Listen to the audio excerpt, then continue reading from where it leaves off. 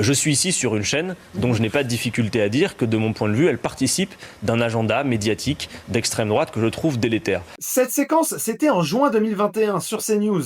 Adrien Quatennens, alors député de la France Insoumise, était l'invité de l'interview politique de Laurence Ferrari.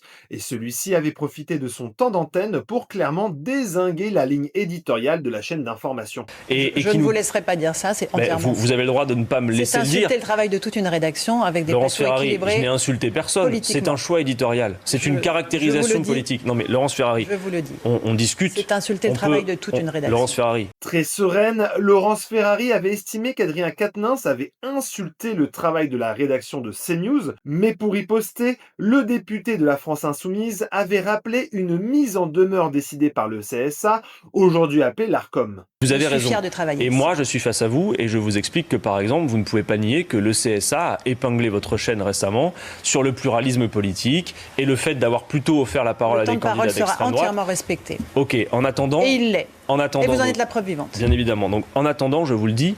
Dans cette séquence, Adrien Quatennens faisait référence à l'époque à une mise en demeure prononcée par le régulateur pour non-respect du pluralisme durant les élections régionales en 2021. L'autorité avait noté un déséquilibre flagrant dans le temps d'antenne et de parole en faveur du Rassemblement national. Et surtout une fausse déclaration auprès du CSA, puisque le temps de parole d'un candidat RN avait été déclaré à 7 minutes alors qu'il avait eu le droit à 1 heure d'antenne à l'époque. Alors forcément, quelques jours après la mise en demeure, Adrien Quatennens n'avait pas pu se retenir de le rappeler à Laurence Ferrari. D'ailleurs, on peut noter que contrairement à Europe Écologie Les Verts, la France Insoumise ne boycotte pas l'interview de la matinale de CNews et continue même aujourd'hui de s'y rendre. En revanche, pour Adrien Quatennens, depuis sa mise à l'écart en 2022 et sa condamnation pour violence conjugale, il n'est plus jamais réapparu sur les plateaux de télévision.